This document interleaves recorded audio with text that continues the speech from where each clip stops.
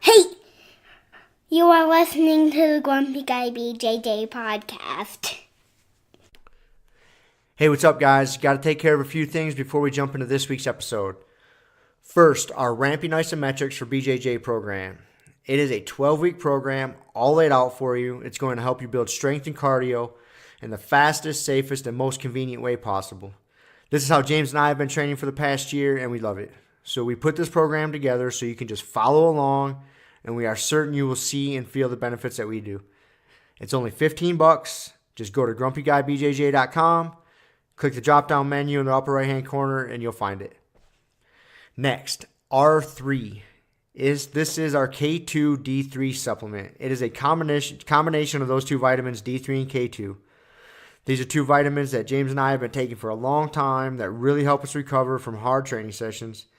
And for only $15 with free shipping, you get a whole month supply. I was going to pull up some studies explaining the benefits of D3 and K2, but I'm not going to insult your intelligence and pretend to be a fucking scientist. I take it.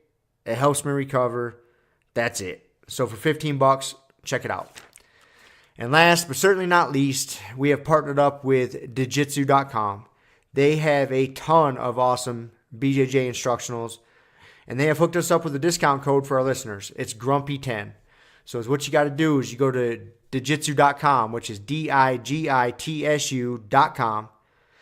Find the instructionals you want, throw them in a shopping cart. In the little discount code box, you type in Grumpy10, which is just GRUMPY and the number 10, 10. That's it, no spaces. Boom, you get 10% off. You're up and running. They got a nice app you can download on your phone. That way you can take your instructionals right to the gym with you, watch the technique, drill it. It's a pretty sweet setup. So once again, DIGITSU.com. Discount code Grumpy10, GRUMPY10. Simple as that. To find all this stuff I just got done talking about, go to our website, grumpyguybjj.com. Click the drop-down menu in the upper right-hand corner. There, you'll subscribe to our newsletter for podcast updates. You'll find links for the Ramping Isos program, the R3 Recovery Supplement, and then under the Programs and Products tab, you'll find a link to Jiu-Jitsu.com. And let's be honest, if you guys can't figure out how to navigate a website by now, there's nothing I can do to help you. So quit fucking around, check it out, train hard, and let's get into this week's episode. Boom. Okay. We are back. Back again. Back again. The rare Wednesday night post-training podcast recording. We did this one other time right before Thanksgiving. Did we? Yep. It was a Wednesday night. It was a Wednesday night. Yep. I think post-training Yeah. podcast. We had to get it in this week because you were gone over the week. We were both gone. We were both gone, that's right. Yes. You went to see your family in Texas. And Yep. I went to NoGi Worlds and ripping people's feet off. Yeah. Wasn't the prettiest. But, so now we're meeting back in Colorado to talk about it. That's right. So, yeah, it was definitely an interesting, fun trip, man. So, yeah, how was your trip? How's Texas? It was good. Yeah. I've been there quite a few times. My brother lives in Mansfield. Yeah. Which is a fucking suburb somewhere. I don't know. I fly into Dallas Fort Worth, catch an Uber to his house, and that was.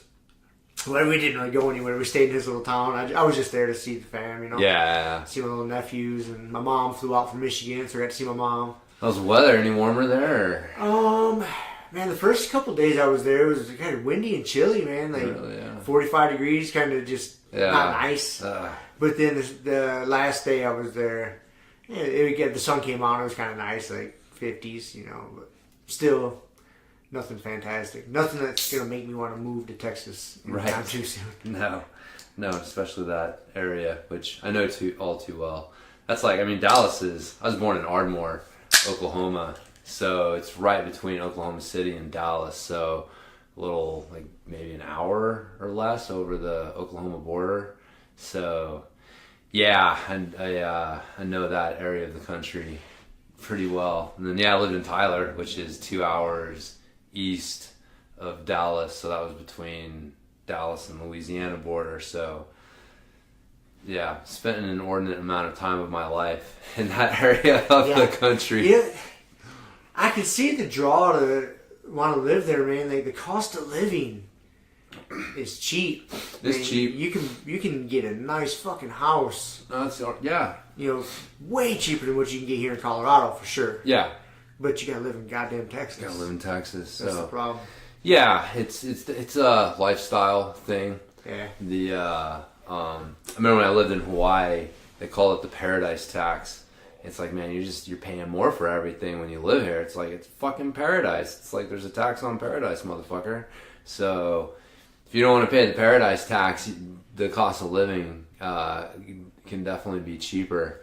But I've been there though, man. Like I bought a house in Tyler, and it was a house on an acre of land for like $90,000. And you're not even sniffing that out here. Dude, here that's like a down payment on something. And maybe you ain't getting an acre of land and a decent house. Anyways, but that's so, you know, and it was good for a while, but it for us and our lifestyle, like coming from Hawaii, and that's the other thing with Texas, which, you know, by the way, I got nothing against Texas. Texas is great. I love Texans. I'm glad those motherfuckers are on our side, you know. But there's not nearly as much public land in Texas. I mean, I'm sure that there are parks and there's public, you know, national land and public land, but if you don't live near those areas, dude, you're just like driving and there's just like thousands and thousands and thousands of acres around you, and it's just all fenced off, and it's just all private land from these big ranches and other things. And so like your recreation options are pretty limited. Like I got to know the Tyler State Park pretty fucking well in my 2 years of living there. And so, but anyways, and then around here, dude, there's trails that like I haven't seen in years because there's so much shit around here to do. And so yeah, it's just different options for people. But yeah, it all depends on what you want to do, man. Like, I'm pumped. I'm going snowboarding Friday, first time this season. So I'm pretty fucking stoked. Nice, man. Yeah, we've been getting some snow this year. Yeah. It's definitely not as dry as last season. Nope, we've been getting plenty of snow, so that's good. Yeah. So, yeah, and you live in Texas, you can't snowboard. It's tougher, yeah. You're not gonna, you gotta travel. You gotta travel. You gotta travel further than 45 minutes to where you going to Powderhorn? Yeah, just gonna go to Powderhorn. Yeah. A 45-minute drive up the hill, and dude, that's the cool thing here, man. Like around, you got so many options. I mean, yeah, we got a ski resort 45 minutes away, and then within 3-hour drive, man, you've just got just so many world class. Several ski resorts. Yeah, ski resorts. 2 or 3 hour drives. Yeah. And then in the summertime, you know, same thing. And you got Moab, less than 2 hours away, and you just got so much shit. So I mean, and dude, it's pretty nice here in the wintertime. Like today, dude, it was nice out in the sun. It was nice. I mean, it probably got, I don't know what the temp was, but it had to have got close to 50 degrees in the sun. Yeah. I mean, you got in the shade, it was still a little cool.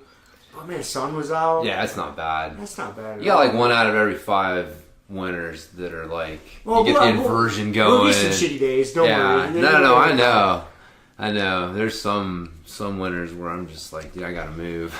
But then I start looking, and you know, for this area, God, it's really like, it's hard to beat. Like cost of living versus like quality of lifestyle. Yeah, it's just like this spot. You start looking around, and you're like, fuck, anywhere that's got a quality of lifestyle, like so much more expensive. And if you want to live cheaper, it's like, shit, I gotta live there, which is not where I want to live. No. So find myself here in good old Frida Junction for the last 10 years. But I'm pretty pumped on, man. I mean, it's, you know, it's a good spot. Now we got fucking awesome jiu-jitsu too. I mean, I gotta say, I wouldn't want to train at any other gym, man. I love our gym. Yeah, our gym's pretty awesome. Yeah. And I mean, if we did, I don't know. I don't feel like that competition definitely taught me that we're, you know, what we're doing in our 4 walls. You know, we're doing all right. I mean, we're not getting out there and being outmatched too often, if ever. So for a small town, our jiu-jitsu is pretty fucking solid. Like I don't feel like there's holes in it and shit. No, we got a good coach and we fucking train hard. Yeah. I mean, we get in there and get after it. Well, we got a good mix, man. It's such a good mix. Like you said, like that's the cool thing about our gym is it's like you get, there's so many different looks so many different, styles, and it's like you get out there and it's like, oh, this is like so and so, man. This fucker's got nothing, and I don't get out there and just like, oh, what the fuck's going on here? I don't ever see this. This just isn't, in the gym. So it's it's fucking cool. I like our gym. It's good that you kind of, I guess for lack of a better explanation, like learn that lesson. You knew that, but like going and competing, it re-emphasizes it, because you know how it is. You take for granted what's easy access to you. Mm-hmm. You do, and you start and the more access you have to something, you start to downplay, and it's not so special.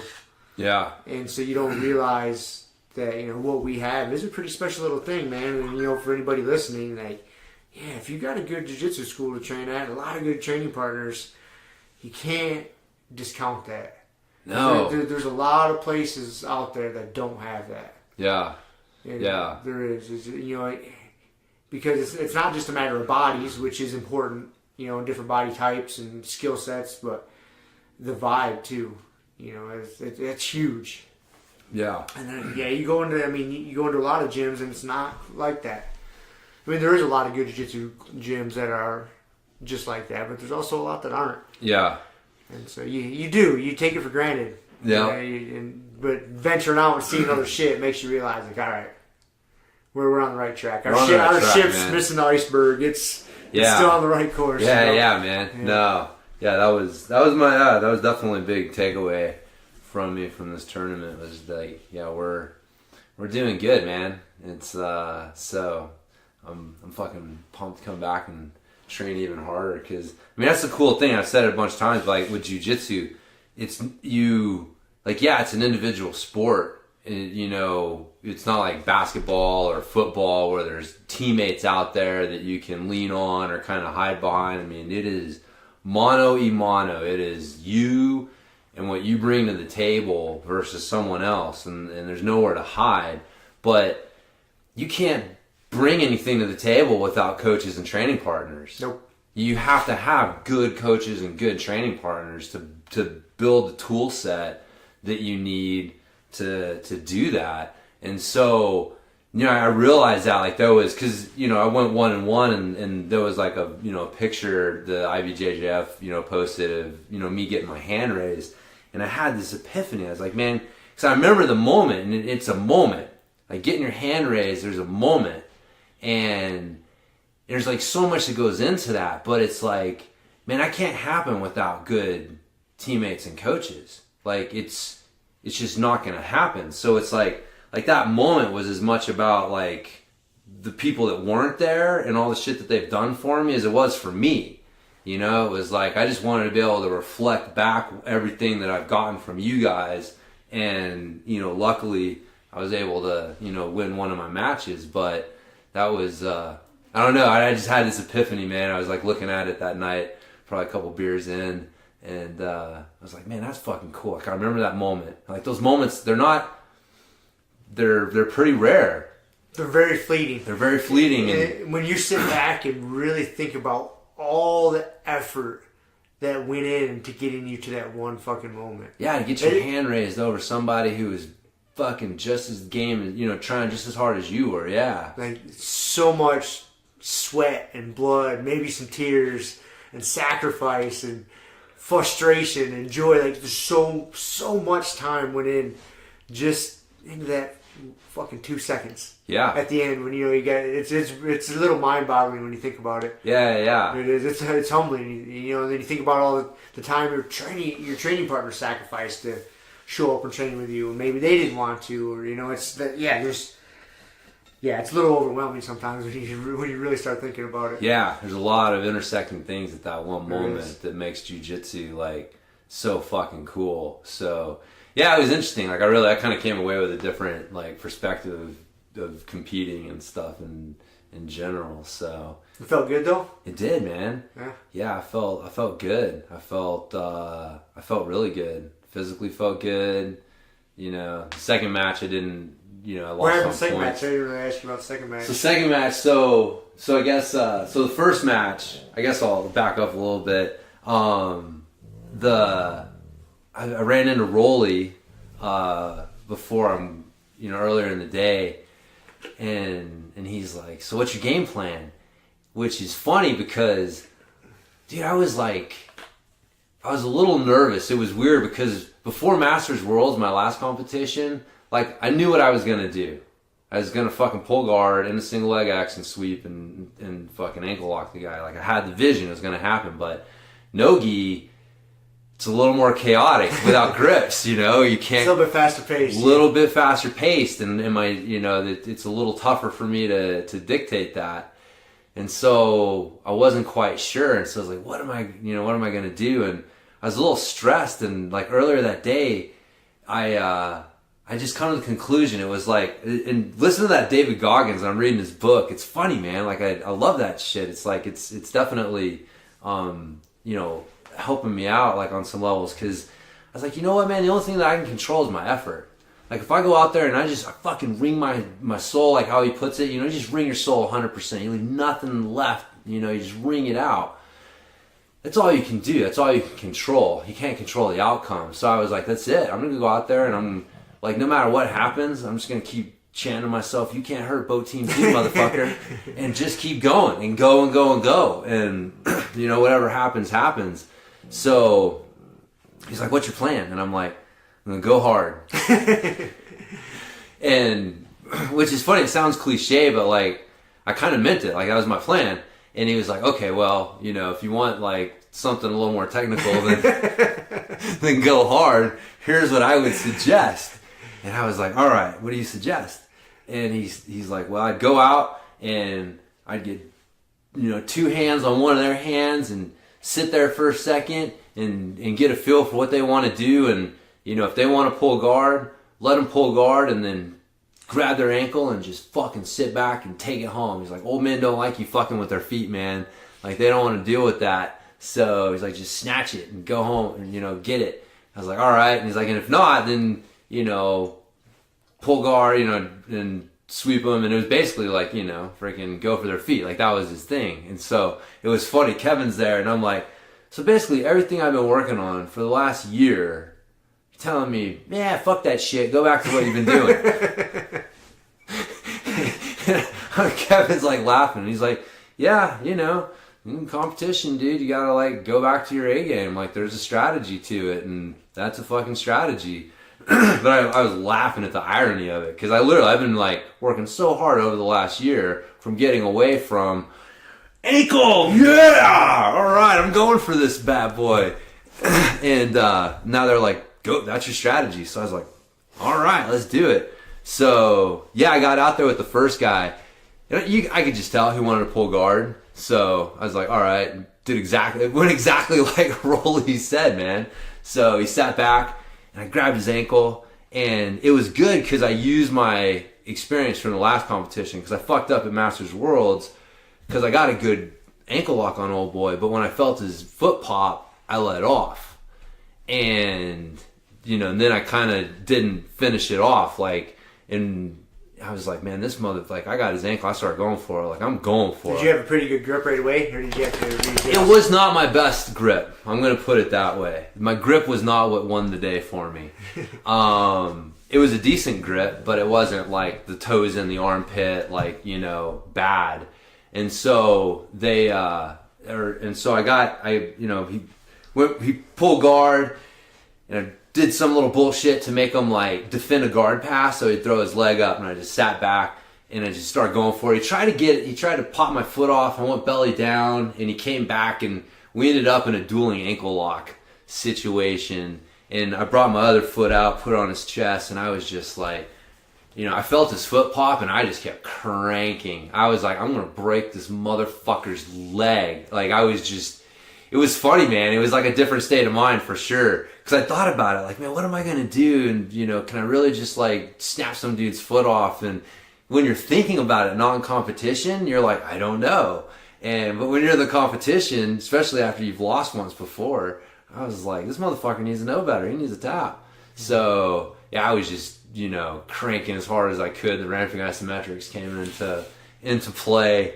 And I was just about to the point where I was like, man, I'm going to have to readjust because, like, I've got everything I've got into this. And he tapped right at that point. And I was like, whew, good, all right. So I never told him that. Of course not. No. So, but yeah, it was not my best. Like, looking back on it, like, man, I strained my quad and my hip flexor. Like, I hurt myself. I leg locked this dude so bad, so hard, that I fucking hurt myself.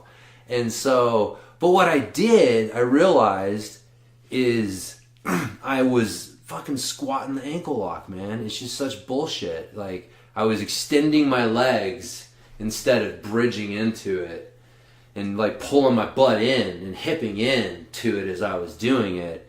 And if I would have done that, then it would have been better. But, man, just in the heat of the moment, I end up with, like, he's got my leg and I'm, like, got it straight and I'm just, like, squatting it, trying to get straight.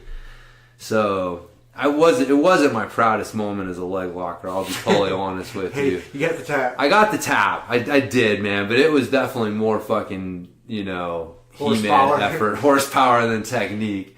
But anyway, so I got that. It was funny. No one saw it. Like, not like someone kind of saw it across the mat. No one saw it. It happened so fast that I look up, I'm getting my hand raised, and Kevin's standing there. He's like, what the fuck happened? And I'm like, well, remember what Rolly told me to do? He's like, yeah. I was like, that's what I did. It went just like that. So that's what he said. I was talking to him. He said, yeah. He's like, I was talking to James. He was in the bullpen, and he said he was about to go up.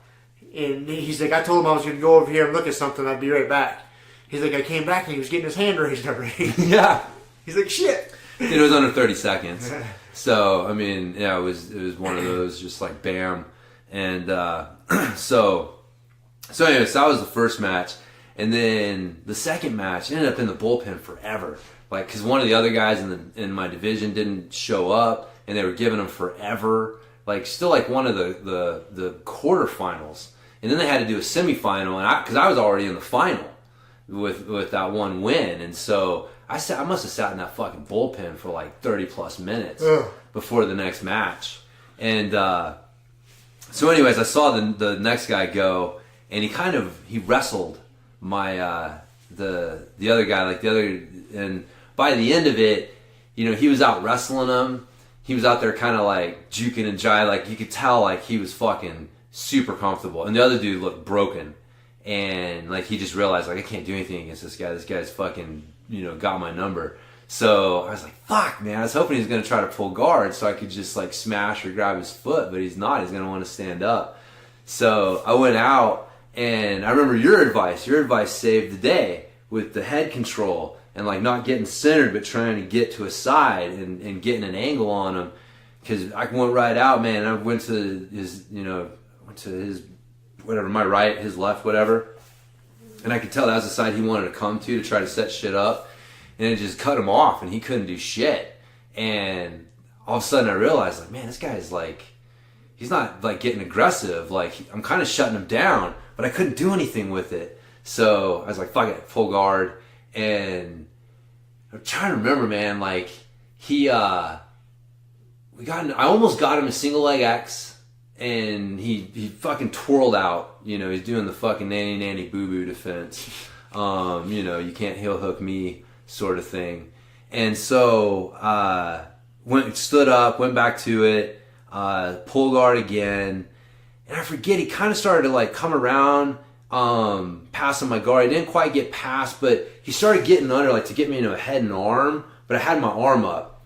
And I knew like he wanted me to turn back into him with my arm down, and I knew if I turned away, I was gonna fucking give up my back. And so we sat there for a second, and I was trying to get my elbow over his head and turn back into him. Some rigor mortis guard on him? A little bit, man. He was trying to like sink it in, and I could not get the fucking elbow over his head. And I was like, man, I did not come here to like spend a bunch of time in this position. Fuck this shit. So I turned away and defended the choke, and he ended up getting his hooks in. So he got his 4 points, but I swear to God, dude, I almost said it. I fucking chuckled to myself. I said, he gave up inside leg position. That motherfucking, he's done. And I almost said something to him, like, dude, you just gave up inside leg position. And sure enough, dude, I go to defend and get out, and I don't know, man. I mean, you've rolled with me, man. Like, I'm pretty fucking good at finding single leg X out of getting out of the back. And it was sloppy as shit. His, trying to step over to mount and follow me as I'm shedding him off my back. And I got him in a single leg X. And he tried to nanny boo-boo his way out of it and start spinning. And I followed him and ended up in a knee bar position. And dude, if we were brown belt, like, he was done. He was fucking, I knee barred the fuck out of him. And the ref stopped us. Because we were rolling off the mat too, but like when he stopped us, dude, I was in a full on, like, because he turned, right? I had his ankle, and so he had turned, and in that turn, he ended up with his knee and foot facing me, which is a knee bar position. Like, that's the only difference, and I was like, fuck, dude, if I'd have recognized that, I could have shot Popolo control. I was in a decent, like, passing position from there too, but the ref stopped us. And he stood us up, and I thought I was DQ'd. And everybody thought I was DQ'd. Kelly thought I was DQ'd. I stood up. Were you putting some heat on the knee bar? No, I wasn't putting heat. I was controlling. Your leg. His leg was extended and straight, but I wasn't heat. There wasn't a pinch and heat. It was just, I was keeping a loose pinch and control of his leg. And it was like, I wasn't going to put heat on the knee bar. I was just controlling his leg and not letting him clear his knee line. But when the ref stopped us, it was like, I was like, oh fuck, this looks really bad, man. This looks really bad. And so, which is so stupid they don't let purple belts knee bar, dude. Dude, it's ridiculous. It's dumb. Because I mean, the thing is like, that was his defense. Yeah. I had him. I had inside leg position. I got single leg X. He couldn't get away from me. I had him. If they wouldn't have called us at that point and they would have let us keep rolling, like, maybe I wouldn't have gotten the knee bar, but like, I'm really good at, once I get that little, like, that outside arm in and cut my knee and I get that, what I call the Popolo control, I'm fucking really good at passing from there and starting to put heat on from there. So even if, whatever. So anyways, looking back at that, that's like the one moment where you're just kind of like, fuck, man, I kind of had something, but, it is what it is. And we go back, and I apologize to the ref, and this is what I told you, dude, it started to become a scene. This dude was serious about becoming Masters 3 world champion. Like, fucking pretty serious about it. Like, you could tell. Like, his year, he had this thing was circled on the calendar. He has been building towards it. He was taking it very seriously. And, I'm stepping out there. First NoGi competition of my life. Signed up 2 weeks ago. I'm just kind of like, all right, dude. So at this point, I think he started to try to play up the knee bar aspect to make sure I got DQ'd. Because I stood up and I turned to the ref and I was like, man, I'm sorry. I wasn't trying to. I was just like, man, I'm sorry, bro. Like, I understand I shouldn't have gone for the knee bar. I apologize. And told the guy, man, sorry. And the dude starts fucking holding his knee. He did the Lambier flop. He did, dude. Oh, what the fuck, dude? Oh my god, he starts holding his knee and he's all like, and he starts trying to get up and he can't put weight on it. This is where Kevin and Rolly started heckling him. They're standing there and they're going, come on. Like, I hear them, man, like in the coaching area going, come on, dude, get up, man. That's what are you doing? And so they start heckling the guy. Because he's faking this fucking knee injury. And when I saw that, I was like, come on, man. What the fuck is this? So he comes back over, and I'm getting ready to be DQ'd, and the ref's like, guys ready? And I'm like, oh, shit. Hell like, yeah. He's resetting us. And like, the dude's like, all of a sudden, his knee injury's fucking fine. As he's getting ready to go again. And so, we start going, and, again, I get in, pull guard right away. He's just like, at this point, he's just pushing me. Almost got him in an omoplata at one point. Like, I was, I don't know, dude. At that point, he's probably just kind of riding the clock. Dude, he's trying to ride the clock. He did not want to come in on me and try and, like, force anything. So I was forcing all the action. I got him in a closed guard, and he had set up his phone to record the match. So I got him in closed guard, and I don't have any idea how much time's on the clock, but all of a sudden I look up, and the dude's sitting here, like, doing this to his camera, like, doing the fucking bicep pose, like yeah, because he's up 4-0, and I got him in closed guard, and he's like, he's like still trying to defend me, but he just, all of a sudden I'm like, this motherfucker. So I sit up on him to go for like a hip bump sweep because he's like so busy doing this that he's not keeping his hands down. So I timed it, and I was like, because I've been watching the Hanger Team fucking videos, I was like, I'm gonna fucking grab this dude's head and crank on it. And sure enough, man, I caught his head, and dude, I pulled him down, and I had him in a deep ass arm in guillotine. And Kelly said it looked like he was tapping, but the fucking clock went out like right as it like fucking sunk it in, dude, but it was deep. And but anyways, he won. But I was like, well, that's all right. When you're showing your friends and family, you're gonna be like, don't disregard the part where he's got my head at the end, man. I'm world champion. So it was like, so he was, like I said, it wasn't like a total. He was just very excited to be world champion, and it's fucking bullshit. He was sitting there flexing to his camera. I know. Dude, the IBJJF dude, they scolded him, they got onto him. Like, yeah, they should have. I think they fucking tried. They thought about DQing him, man. Yeah, I mean, because I've seen people get DQ'd for like doing like a tiny little victory dance afterwards or something. Yeah. They did that to Toledo that one time. Yeah. They fucking deked her. Yep. So I'm surprised they didn't. Yeah, dude, they were talking. I could tell, man. And I think like I could be wrong, but like, yeah, the ref I don't think liked the guy. I think that's why he let us keep going after the knee bar incident. I think he saw him like, I'm not 100% sure, but I don't think him trying to flop helped his cause. Like, I think the dude was like, fuck this guy. Like, you guys keep going, man. And they scolded him a couple times about it afterwards, and he came up and apologized, and I was like, man, I don't fucking care. But I realized afterwards, I was like, man, I let that motherfucker get in my head. Like, I saw him out wrestle that guy, and I let him get in my head. I was like, that motherfucker wasn't better than me.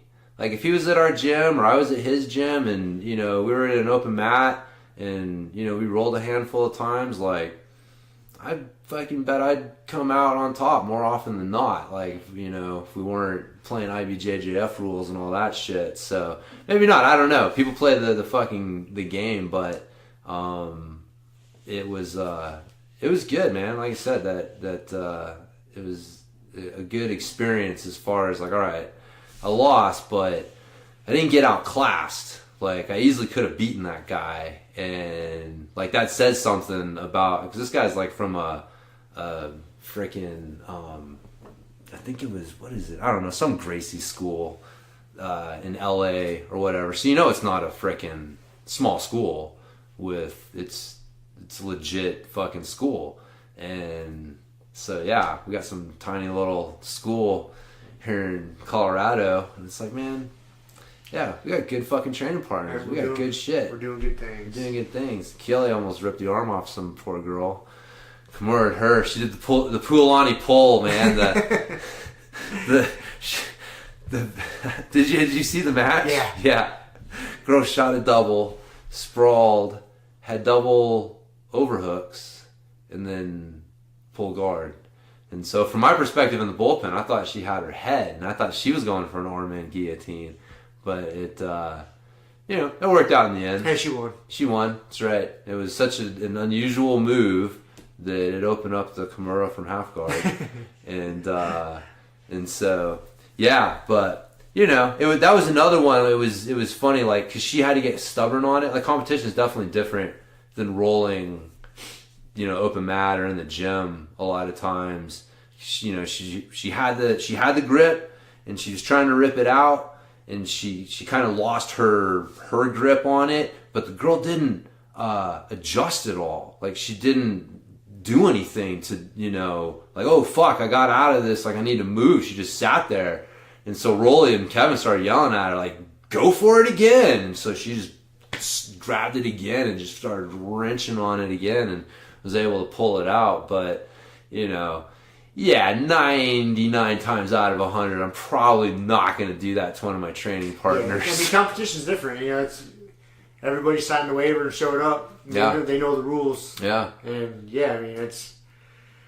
I mean, I'm not proud to say it, but yeah, I've fucked some people's arms up in tournaments before. Dude, one of the most disturbing feelings is I've done it with a Kimura and with the Americana. And Americana was the worst. Like I had a pretty deep grip on the Americana, the paintbrush, and I'm cranking it, and the dude's like lifting his hips, trying to follow the pain, and he's not tapping. I just kept going, and then you just feel it go, and it's and his arm just turns to a rubber, and then obviously the dude's screaming, and you gotta let go, and you see that happen with people. I mean, you're a fucking grown ass adult, dude. Yep. Like, are you willing to risk your arm getting that fucked up for a little metal? Yeah. Like, come on. I mean, it's on them. Yeah. And it's totally on them. No, I've done it with the Kimura too. Yeah. Same thing, cranking on that thing, dude. And you hit. Like I felt there was no more travel, and I felt all their muscles in their body just tense. And at that point in the gym, I'm gonna let go. Yeah. Like, all right, dude. I don't know what we're doing here, but I'm gonna competition. I ain't letting go. And if I can get another fucking inch on it. And that's when it goes, like, you feel it go, and then it just, oh, dude, it makes your stomach turn. Yeah. Because shit got fucked up. Like, oh. Yeah, man. People are knuckleheads, man. They are knuckleheads, but I don't know, it's funny afterwards, or the next day I was talking to Rolly, and we were just talking about that, like, man, I was going to break that dude's leg. And last year, that wasn't my mindset. And he's like, yeah, man, like, you have to. You have to. He's like, if you're not going to, like, don't even register. And if like everyone knows what they're signing up for, and if you're not willing to attack something like you're gonna fucking break it, then don't even show up because you're just, it's not worth it. And you can't play nice guy out there. No, man. I mean, you're just gonna fill a bracket. You're just gonna be taking up space because dudes aren't gonna tap to anything less than that kind of heat, and then they get out and they're gonna fucking put that kind of heat on you, and you're gonna tap. So it's like, when you sign up, you need to, what you're signing up for. But yeah, it's interesting, man, watching that evolution. But I was talking to Kiele about it on the way home, the stepping on the mat, like walking out and stepping on the mat, it's such a surreal feeling. It's like this complete, like, I don't want to say like out of body experience, but it's just totally like okay, like this is the easy part. This is jiu-jitsu. This is what I know. Like, leading up to it, you're nervous as fuck. And you'd think, like, stepping out on the mat, you would just be like, oh, fuck, oh, shit, oh, man. But that calm that settles over you when it's like they're calling your name and you're walking up to the mat and you're standing there and it's just like, all right, man, this is it. It's jiu-jitsu. Here we go. And man, it's such it's not I guess it is a moment, like walking out there and fucking that slapping hands. But yeah, that's the cool thing, man. Competition like brings out these interesting moments that they're tough, man. Because it's easy. I'm the king of fucking making excuses for not competing. So I know how it is, but I do it because like I also know, like, man, without those moments and those experiences, like it's not going to be, my jiu-jitsu experience isn't going to be everything that it could, and just my overall life experience isn't going to be what it could. So you got to put yourself out there for it. But man, it's just, keep doing it, man. Even if you're not quite sure about it at first, because I still remember, man, I lost my first ever match at white belt to some dude who just wrestle fucked me and just held me down, and I just got out pointed and all this shit. And I remember walking off the mat and being like, that's it, I'm done. I'm never competing again. That's bullshit. And they were like, no, you're still up. You can go for the third medal match or the bronze match, and choked that dude out with some shit. And I was like, well, all right, that's fucking much better. That's so much more fun. So much more fun. But dude, I often think, like, if I'd walked away from that first match and that was it, if I had not gotten that second match and gotten a little bit different taste, like, what it would have been like. But it's, like I said, though, my point is I think it's super important if you're going to do jiu-jitsu to to compete. I think so. And, you know, and even if you don't fucking necessarily like it at first, like, keep doing it, and it changes. Like, competing for me now is completely different than competing at white belt. I mean, it's a completely different animal. Like you said, like, my first one, like, I think I told you, dude, I've never wanted to run away from something as much in my life as my first match at white belt. In the fucking bathroom, like, thinking I got a shit, but I don't got a shit, and it's like, oh my god, trying to come up with excuses, like, dude, I wanted to run away, but I couldn't. And so, get out there, like, it's the most nerve-wracking thing I've ever done in my life. And compared that to, like, what this last experience was like, and it's just night and day. It's completely different. But that's just, you know, jiu-jitsu, man, putting in the time and getting more comfortable with it, but it's super valuable. I think that everybody should do it. So I want to try. Right, it's valuable on so many different levels. You know, your jiu-jitsu and just developing who you are and finding out who you are in those moments. Yeah. And if you don't put yourself in those moments, you're never gonna know. Never gonna know. You're never gonna know, man. Dude, we haven't had a Fight Club quote in a while, but like, how much can you really know about yourself if you've never been in a fight? You can't. You can't. You can't. So like, you don't need to go out and get in a street fight, but like a jiu-jitsu tournament is the next best thing. Next best thing to a fight, man. Sanctioned violence. Sanctioned violence. You will learn a lot about yourself for sure.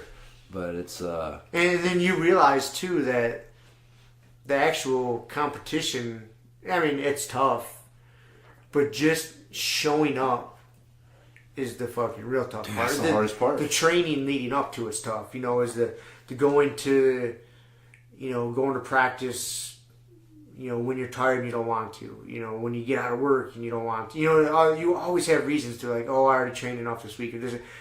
Those are all the tough decisions, and that's the fucking suffering. Yeah. And you do all that suffering when it comes game day. And like look at open mats and how much we train. You just do round after round after round.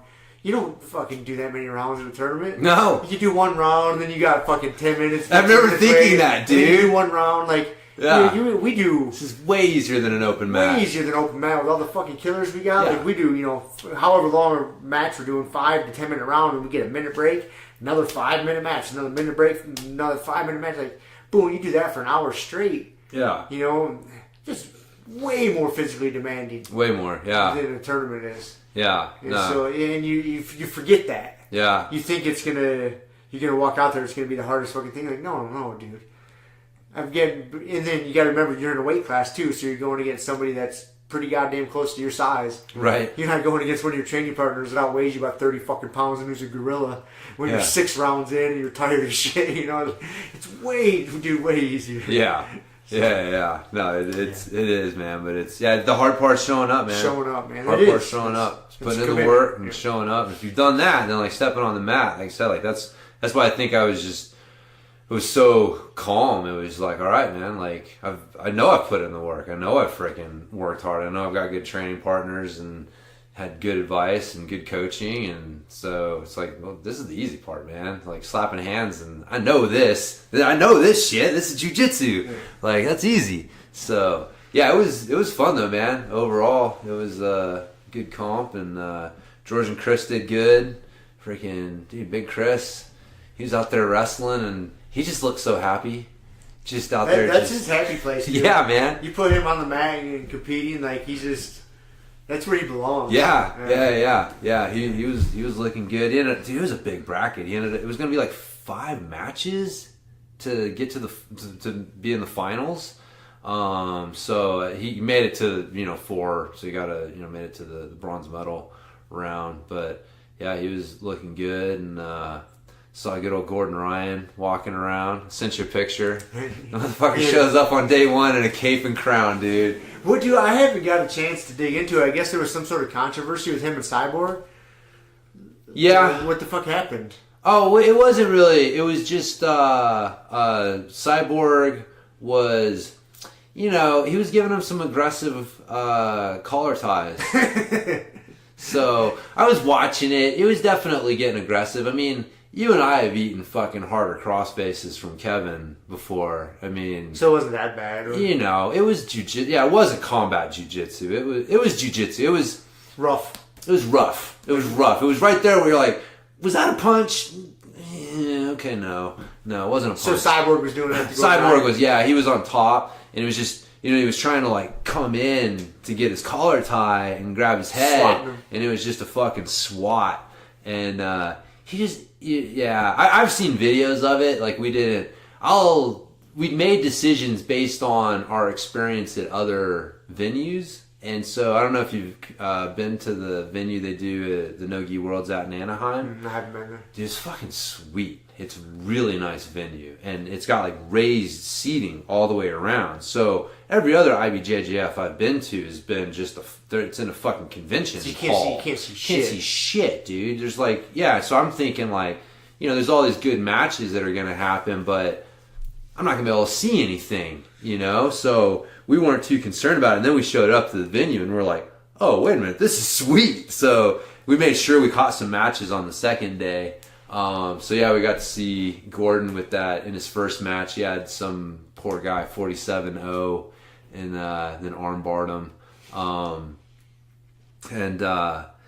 Cyborg just looked angry. I mean, on the videos, he just looked like he was fucking pissed. He wasn't really trying to win as much as he was just pissed. Trying to beat him up a little bit. Yeah, you and I both met that motherfucker. Like, I mean, dude, that is a machismo, proud motherfucker. Oh, yeah.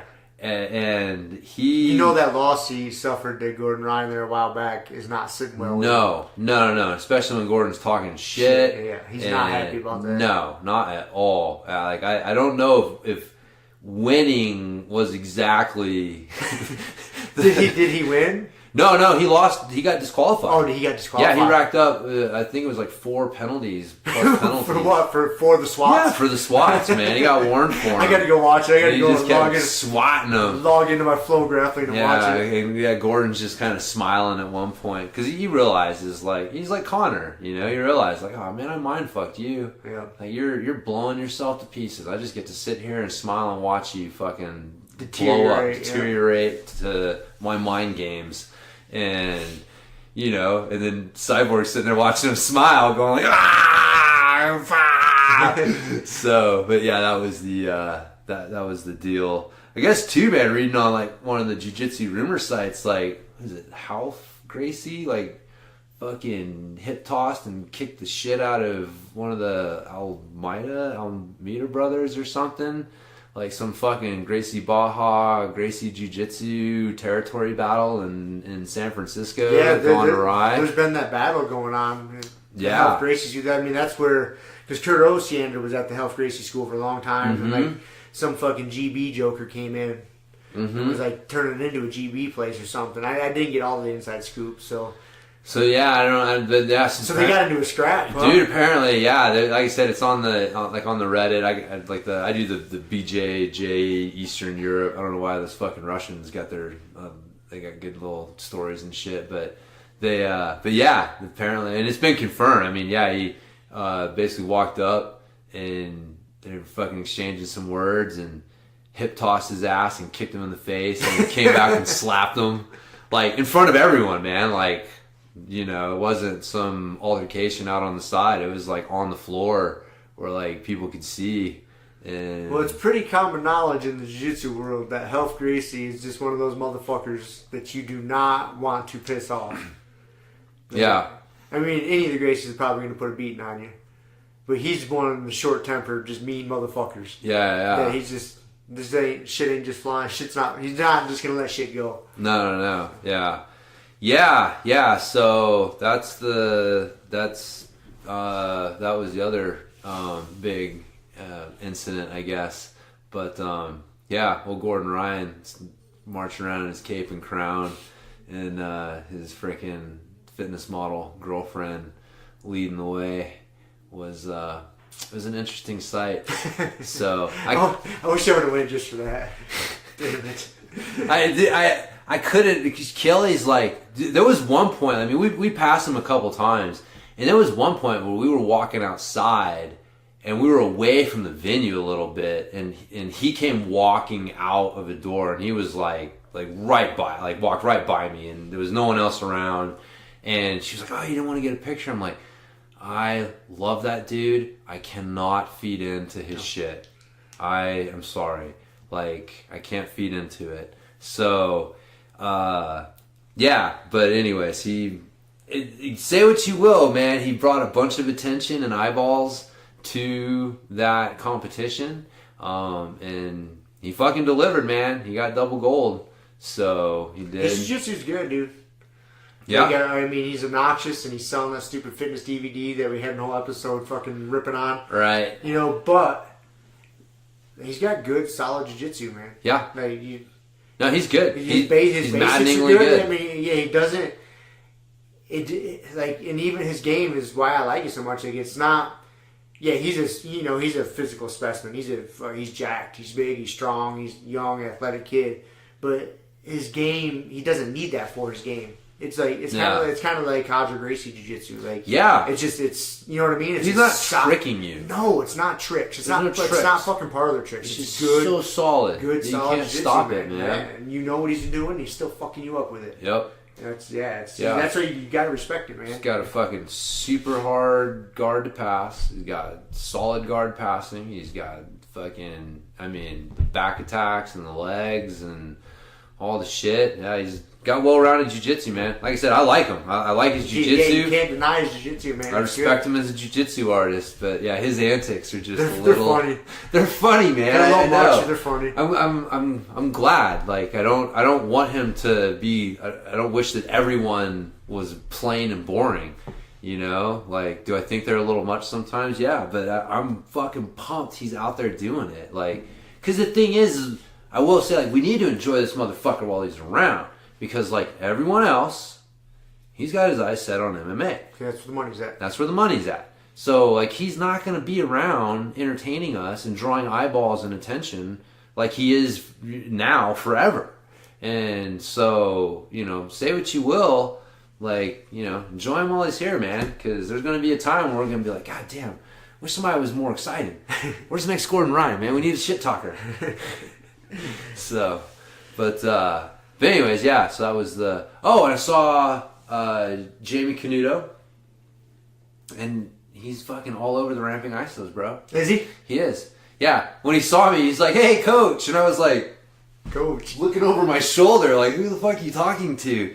And he was like, yeah, man, I've been doing the exercises, and he had a girl there, I assume was his girlfriend or whatever, a girl he hangs out with, a friend that's a girl. Let's go with that. And but anyways, he was like, yeah, in the mornings when I go and I do those strange things, like, this is the guy that has me doing them. So yeah, he's been doing the ramping isometrics and fucking loves them. So he used them as part of his training program leading up to the NoGi Worlds. That's awesome. And yeah, he got second in his division. And apparently it's only his like third or fourth NoGi competition. So he did pretty well for somebody who doesn't specialize in NoGi. I mean, his gi shit's just fucking off the charts. I mean, he knows how to use those lapels and the gi like a magician. But yeah, man, he can fucking roll without it too. But I like to think maybe the ramping ISOs had a small, just maybe 1%. 1%. Sure, it helped. Just 1%.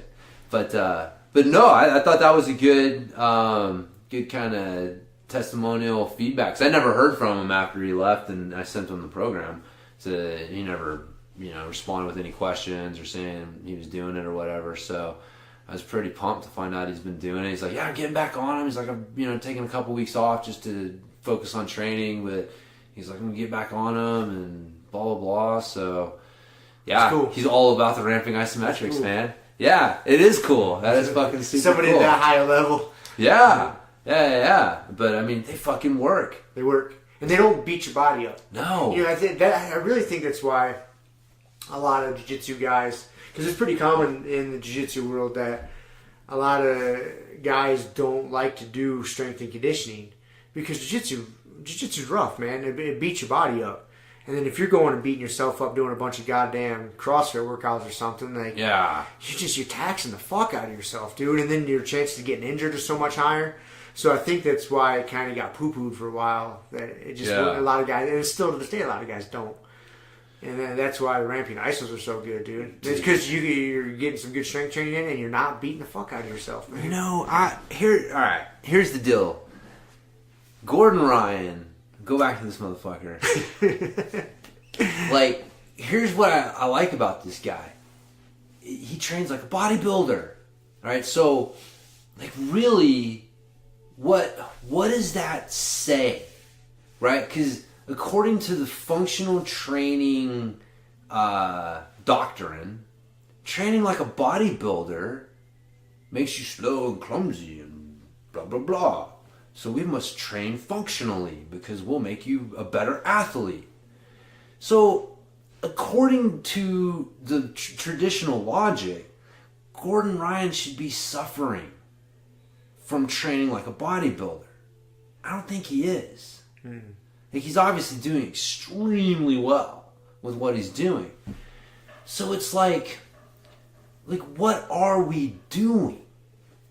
Well, see, with the workouts. And I'm sorry, I interrupted you. Yeah. Well, I guess my point is like, I think that we overcomplicate shit. Yep. And that it just kind of saying like, dude, the ramping isometrics, like they're like, dude, they're so simple. You're almost like they're too simple.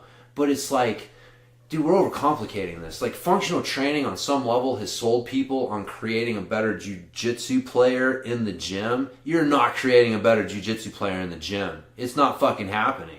Like, you can, like, so, yeah, I don't know, man. I think, like, people just need to fucking relax on trying to, this functional training thing. Like, because you look at ramping isometrics, and it's like, what, like, how is that functional training? You know what I mean? Like, because if some like hardcore functional training guy stepped in and looked at ramping isometrics, he'd be like, well, this isn't functional because, you know, you move and you're not hitting all the degrees of the thing. And what about this? You know what I mean? There's a lot of, if you're looking at it from that functional training aspect, there's a lot of gaps in ramping isometrics. But dude, we know from experience, like, man, I don't know how to explain it to you, but those gaps don't exist.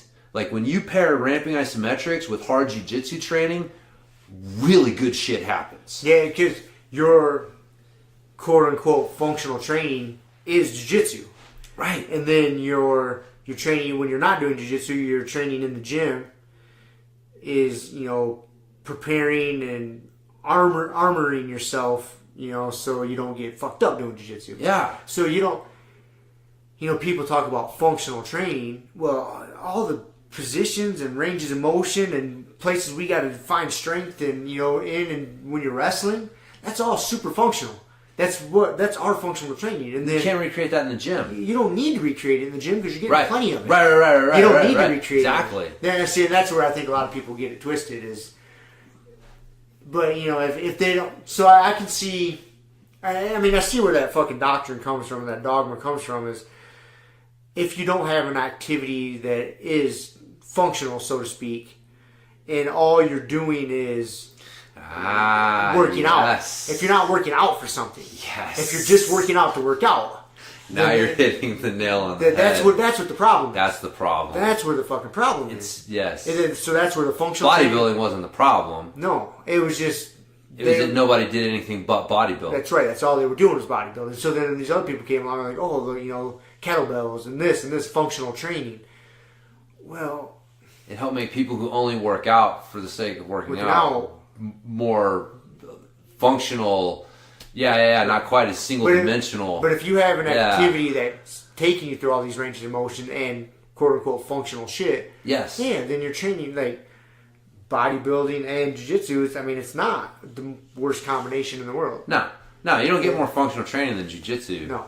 And so it's like, okay, I'm already doing all this functional training. I'm crawling, I'm doing all these extreme ranges of motion, like all these movements, ground-based movements, standing movements, all these things.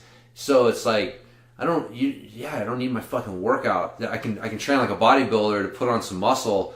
Dude, I gotta be honest with you, like, I'm gonna try to fucking bulk up a little bit. Yes! I've already got my fucking plan, dude. Yes! So, I wanna, like, you know, get up. James is getting jacked. James is getting jacked, dude. I don't want to be 164. I want to be fucking 175. Fuck it, let's go 180. Well, I gotta look at the weight classes. So, my weight classes get screwy. I don't want to be in the middle, right? I want to be at the top or the bottom, or you know what I mean? Oh fuck that! Just get jacked and see what happens. Just go to 195. Just get give Randy a run for his money. Just get fucking jacked. Yes. Walk in there just like. I never disagree with somebody wanting to get jacked. But no, man, I've got my little plan. I had this old workout. I think I told you before. I got up to like 195 at one point, and I still have the workout. It scared me so bad I never did it again. I was like, this is too much power. So I'm gonna see if it works again. See where it takes me. But yeah, I'm gonna do some fucking ramping isometrics, some bodybuilder workouts, and jiu-jitsu, and see what happens, man. Stop stressing out about all this functional training nonsense. So I don't know. I still like to get in there and swinging my mace around, but that's like a lot of that shit's just like fun. It's just fun. Yeah. I'm doing it because it's fun. I'm not doing it because it's functional. A lot of the shit that I do because it's fun is functional, but there's a different reason for doing it. So, which leads me to another thing. I had an epiphany, bro. Oh no. Yes. So you know how all the hipsters, like, their thing is beards. Right? Yeah. Beards is definitely a fucking hipster thing. And I realized the other day, there's a difference between growing a beard and not shaving. Explain? I'm waiting for the explanation. Okay.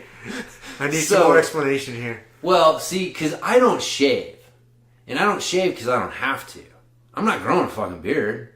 It's kind of a fuck you. Like, I don't have to shave. You want me to shave? Fuck you. I don't have to.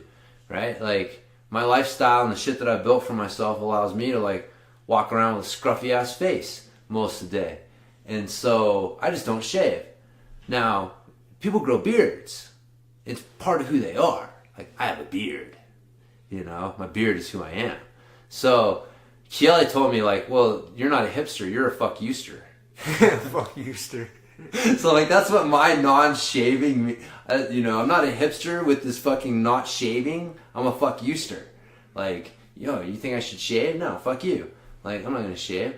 I'm just going to, like, let my beard grow. Because I don't maintain it. I don't, like, trim it. It's all fucking, I got hairs growing in weird spaces. You know what I mean? There's a total difference between what I do and people who grow a beard. Like, it's not the same thing. So, but it was an epiphany I had. I think lawyer John asked me one day, he's like, oh, what happened to your beard you were growing? I'm like, I don't grow a fucking beard. I just don't shave. And, being a lawyer, he comes from a world where not shaving is, or you either shave or you have a beard. You know what I mean? Like the idea of not shaving. You can't look scruffy. Yeah, like looking scruffy is not even an option. And so I realized, I was like, oh wow, like there's a difference here. So, but it didn't fully. Deep thoughts by James. Dude, it didn't fully sink in until I was walking around Southern California, and you just see hipsters everywhere in their fucking beards. And I got my old man growth because I had my NoGi Worlds. Like once I decided I was doing NoGi Worlds, I was like, I'm just letting my fucking scruff go, dude. I'm just, gray beard shit, whatever. So I'm walking around with my scruff, and they're walking around with their beard, and I'm like, it's not the same thing, man. It's not the same thing. So there you go. I can see that. So that's one of my epiphanies over the weekend. So see, I shave regularly. I don't have to, but my beard grows in so stupid looking, and then my throat gets up, my neck gets all itchy. So I shave for me, just because my neck gets all. I shave for me too. I shave for me just because my neck gets all scratchy and shit, and I'm just like, all right, I've had enough of this. Yeah. About 3 or 4 days my max, and after I'll go more than that, but like if I start hitting like 4 or 5 days, then it gets real scratchy. I'm like, all right, this shit's gotta fucking go, man. So, you get past that, then it's not so bad. Yeah. But I'm just not willing to get past that. I'm just like, yeah, fuck this. Well, I'm not like the hairiest dude in the world, so it's not like my beard grows at a fucking super rapid pace. Dude, I think this last time I went like, it was probably close to a month, and it was still just like, I don't know. It wasn't full on. I don't think I've ever let it try to grow that long. Maybe once or twice. There you go. That's what Kevin needs to do. He needs to go for the beard. Don't encourage him. No, I want to encourage. Did you hear his plan? He's going to cut his hair. And he's going to shave it into a mullet. and he's gonna put on what's his name? Billy Ray Cyrus. And Achy Breaky Heart. Achy Breaky Heart at open mat. Make sure you're there and whip your ass to Achy Breaky Heart with a mullet. That's alright, fuck him. He was talking shit today. He was talking shit today at a fucking triangle. Like, he's like, oh, because we were going to leave to record the podcast. Like, dude, I got to go record because I got to get home and get to bed. And he's like, then he called me a pussy. He's like, all right, motherfucker, I got a round for you. I got a round for you, bitch. I got a round for you, it's funny. It started a thing. Everybody's like, I got a round for you, bitch, too. I got a round for you, bitch. And I snatched him up in a triangle fucking 30 seconds in, and I was talking shit to him. I was like, oh, I bet you wish I went home now, huh, motherfucker? Oh, yeah, he asked me to ask you how it ended. Yeah, I didn't finish. Oh, okay. We were going to leave that out, though. Oh, sorry, man. Damn it. Well, it was funny because he didn't tell me. He just comes up to me all randomly. He's like, hey, on the podcast today, ask Rob how that triangle ended. That's because I let go. I completely forgot about it until you brought it up. I purposely let go. Because like, all right, we're not learning here at this point. Right. I can squeeze you. I could have kept him there forever. And I would have tapped him eventually. I was like, yeah, this is boring now. Yeah. I got him. I was happy. It was like catch and release. I got there. I knew I could have finished it if I really wanted to. I was like, fuck him. Yeah. So, well, anyways. So I hope he hears this. Yeah. That was he can funny. hold my ass to Achy Breaky Heart or whatever. Exactly. That fucking entertains him. And speaking of Cowboys, I got one more thing for you. Oh. I'll bet that I saw more cowboy hats than you did. I show up in Vegas, the MGM Grand, and it's the goddamn National Rodeo Finals going on. Oh god, dude! I mean, I got a picture for you. I know it's obviously a podcast, but Rob will appreciate this fucking picture. This is like literally, I'm walking down our hotel, dude, and this is pretty much it everywhere. Oh my god. Everywhere. That would have annoyed the fuck out of me. Yeah. You know, I gotta say, maybe it's just because I'm from the South originally, but if I gotta deal with a large crowd of people, like, I really think Southerners are, like, some of the best you have to deal with. You know what I mean? I am generalizing, but maybe it's because they all carry guns. But they are fucking, they're not the... They're polite. They're generally respectful, polite people. If you're cool and you have that vibe, they're cool too. Yeah. Especially if you got a little southern twang when you talk to them and say howdy and shit. You know, it's like you may not have the cowboy hat. Dude, Z kept going up to him and be like, I got my own cowboy hat. I got a Red Ryder at home too. He was so pumped on all the cowboys. That's funny. And, but yeah, so, you know, because what was funny was, I think like the MGM Grand had to be like Grand Central Station for him. Because as you went south or north or whatever it is down the strip, there were fewer and fewer cowboy hats and more of the normals. And, you know, I'll definitely say, like, I felt a little more secure with the cowboy hats around me than the fucking normals. But, dude, I felt like I was in Texas. Like, they were everywhere. And here's the thing. I've never seen it. Cowboy high fashion. Cowgirl high fashion. What is that? I don't even know what all those words put together mean. It's like you got fucking word salad going on. No. Well, think about it. Cowgirl high fashion. Well, because it makes sense if you think about it. We don't think about it because you don't think about these worlds. But there is a world where there are rich cowgirls, right? I mean, you've been from Texas. Like, there's a lot of fucking money down there. There's a lot of money in Texas. There's a lot of cowgirls down there. Okay. They're rich cowgirls. Okay. Rich girls in general like fucking high fashion shit. So they have like rhinestone. Dude, they had like shit? They had like their.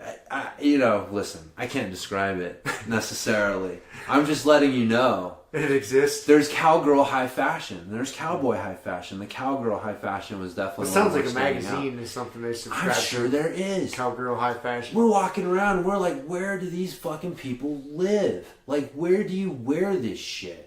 Outside of like Vegas, but it's like I'm sure they probably bought it just for Vegas. Maybe, but dude, I don't know. If you fucking wander around like Aspen or some of these fucking ski towns around here, there's some high fashion going on here. Like I remember, like I went to Aspen with Lance. One of the last times he was out here in the winter because he's from there, so he knew a bunch of people.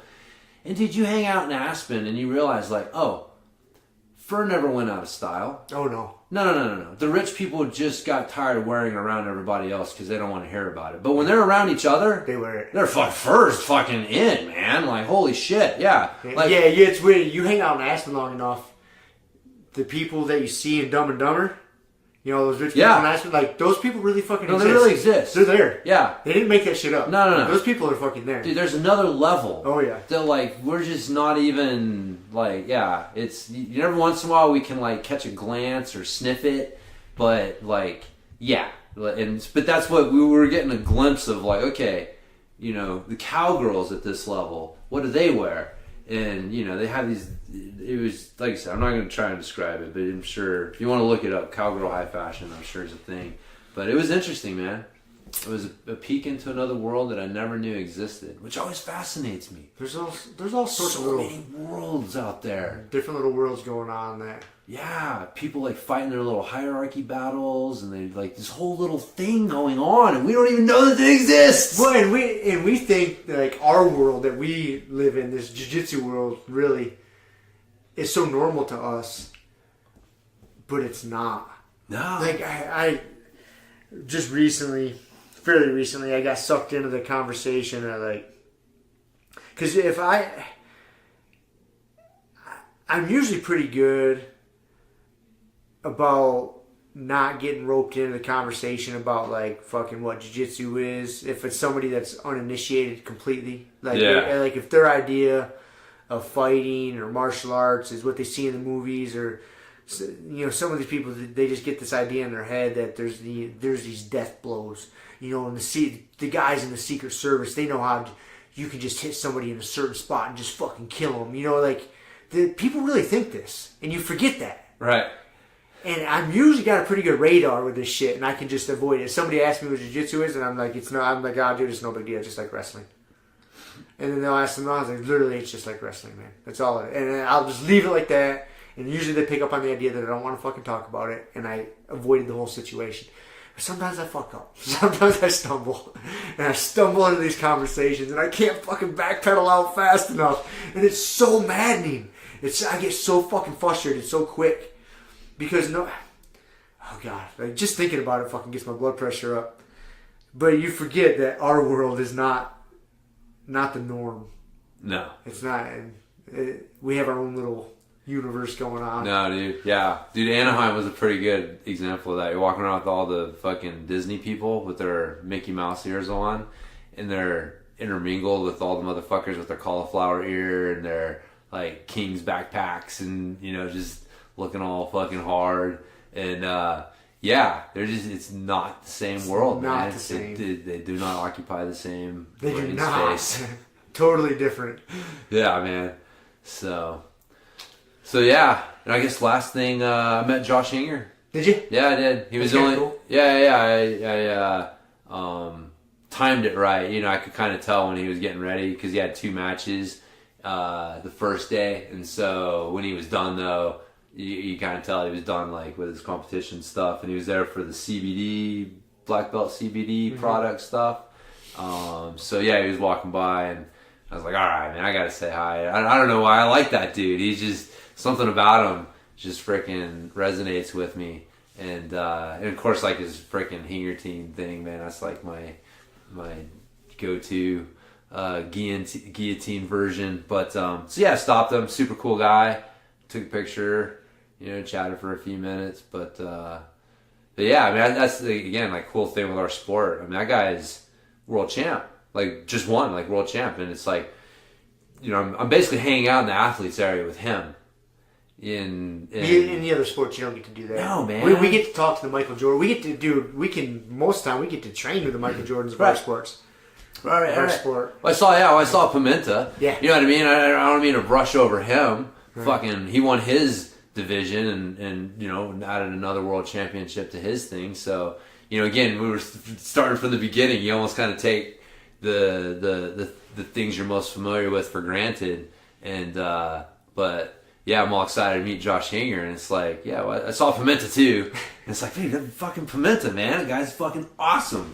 Yeah. And so yeah, it's great that we get to mingle with and talk to those guys. But that's another cool thing, man. You sign up for like a big IBJJF competition or something like Worlds or NoGi Worlds, and it's like, yeah, you got the same stamp on your hand, you got the same warm-up area, you got the same access. Like, as an athlete, like, you're pretty much on the same level with those guys. Like, there's not a bullpen for Gordon Ryan and Josh Hinger and Rafael Lovato Jr. and a bullpen for everyone else. No. It's like, no, man, like, you get a chance to, like, you know, rub elbows a little bit with the best in the world. And it's, so if for nothing else, man, just that opportunity to go and get to, like, see these guys and you know, just see them in that environment where they're warming up and they're getting ready and they're doing their competition stuff.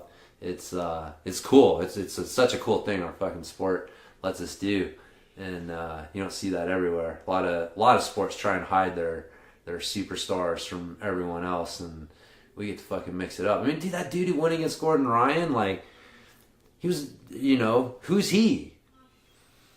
He's probably pretty fucking good. You know, well, yeah, I mean, he's a fucking jiu-jitsu black belt, so he's obviously pretty good. But the thing is like, he's not some big name. He's not some special guy. It's like, he got to throw his fucking hat in the ring with everyone else.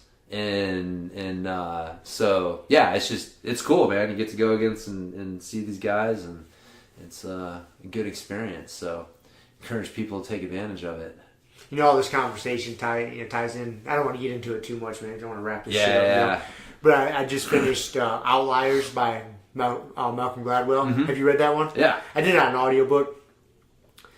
But, you know, in that book, he's basically kind of demystifying, you know, these outliers. You know, like your Michael Jordans or your Steve Jobs, or your Bill Gates. You know, saying, you know, that, you know, we like to think these people, I mean, yes, a lot of these people were born with some special gifts. But all the dominoes had to get lined up just fucking right for them to end up where they were. Oh, yeah. I mean, because there's a lot of other people out there like them that just weren't born at quite the right time. Like, you know, you take Bill Gates, for example. Like, if he would have been born 5 years earlier or 5 years later, we probably wouldn't even know who the fuck he was or what his name was right now. Yeah. There was a lot of things that happened in his life that all the dominoes that just stacked up just right that led him to that road. Yeah, it wasn't just like he popped out of the womb and he was going to be great no matter where he was. No. Like, you didn't, and that's what that whole book is about. All these super successful fucking people. Yes, I mean, they were granted some gifts. Yeah. That you can't deny that. But there was so much shit that went into place to get them to where they got. Yeah. And you don't think about that. Right. You know, because as a society, we take those people and we put them up on this pedestal and we think they're just fucking gods. Right, yeah. And they're not. Yeah. And that's how I really like that book. Yeah.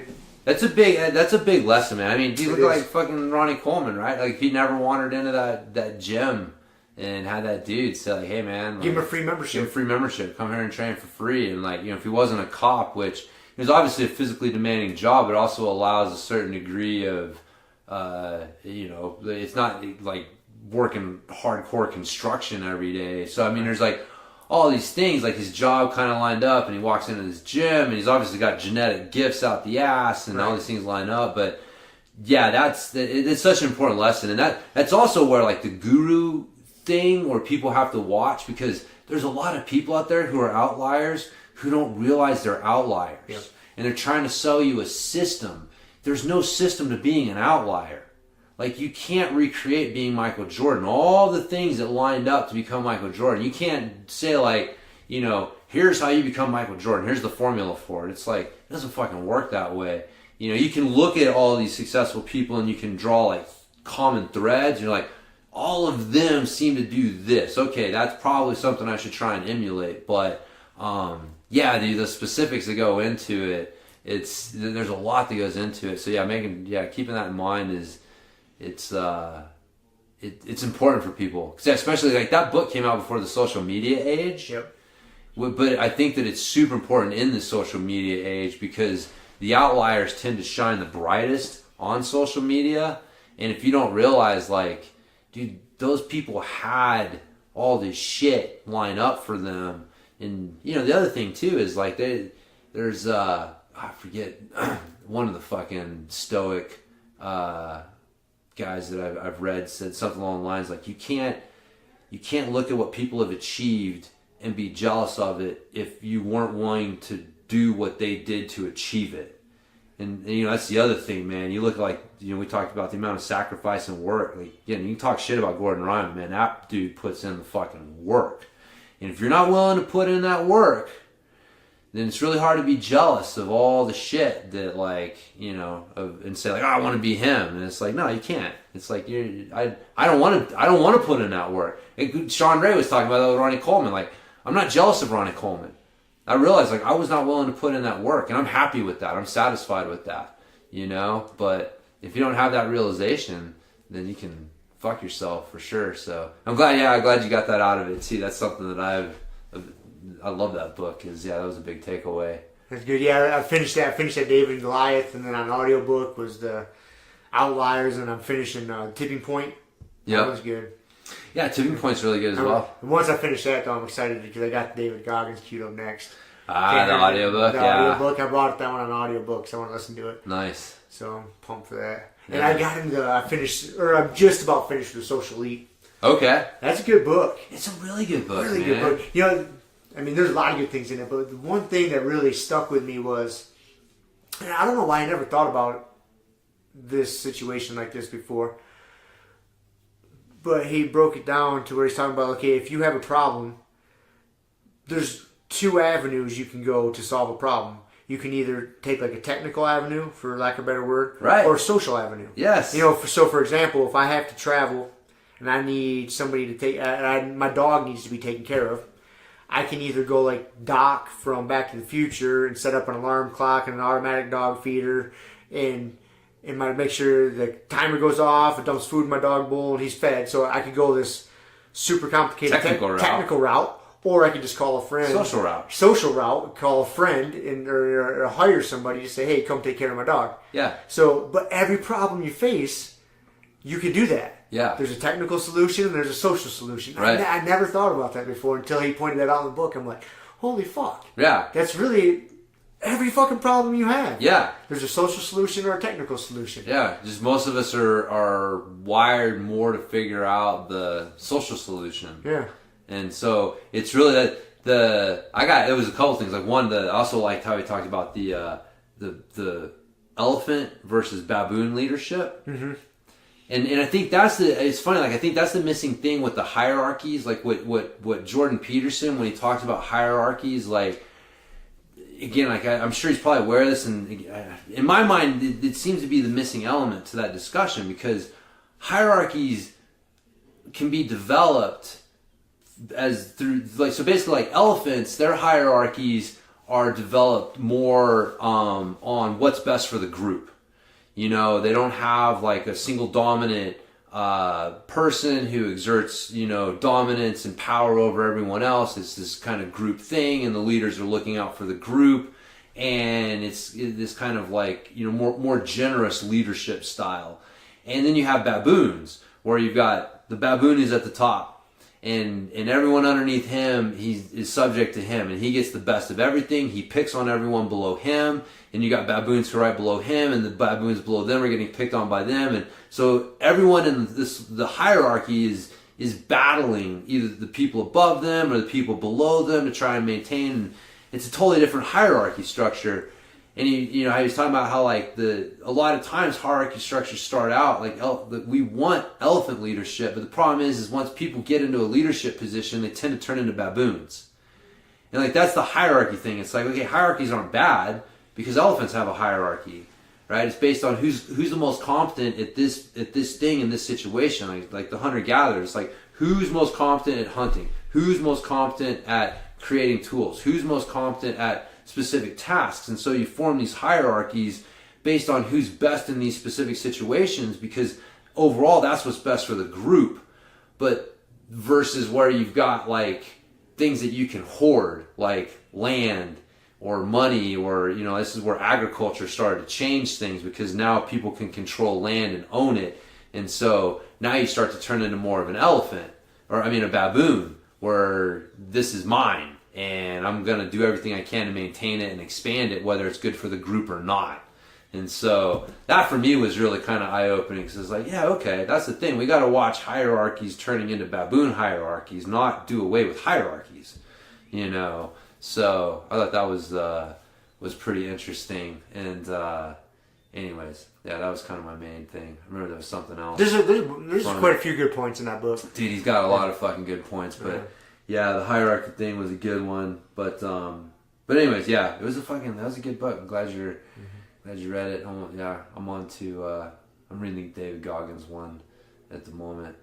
Just got through the first chapter, so getting all fired up. I don't remember listening to that at work, getting all pumped up and shit. I know, dude. You're gonna go run some hills. You're just gonna pull your fucking truck over randomly and just be like, ah, fucking jogging up the hill. Dude, I did that the other day. I'll end on this. So I had this fucking pallet, weighed like 700 pounds, 800 pounds, and I had to pull it up this hill. It was probably only like 75 yards, you know, it wasn't terribly far. Kind of a steep hill. So there's these couple dudes that were going to help me.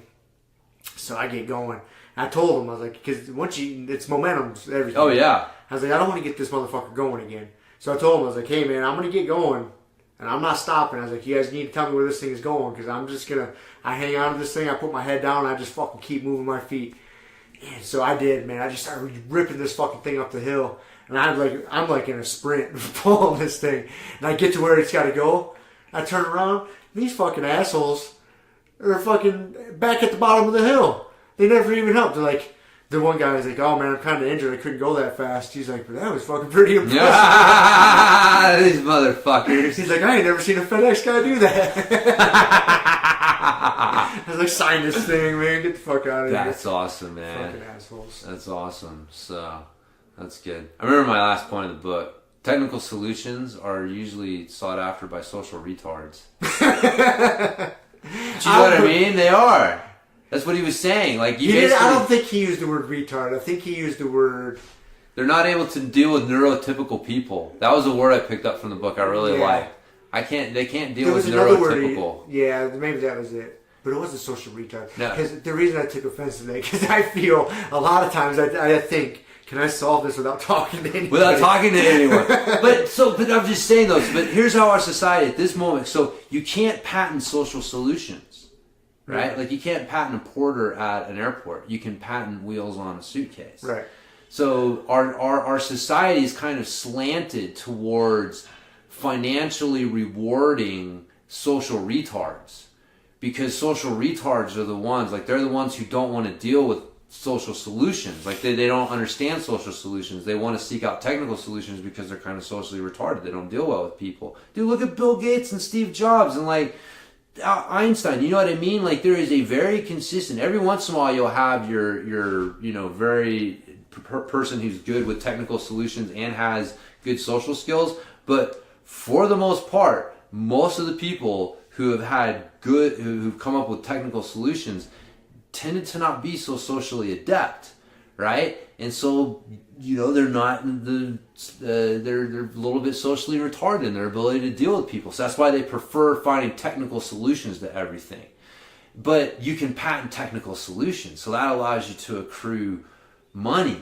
And since we equate money with success, we're saying the most successful people in our society are the social retards who would rather find a technical solution than deal with people.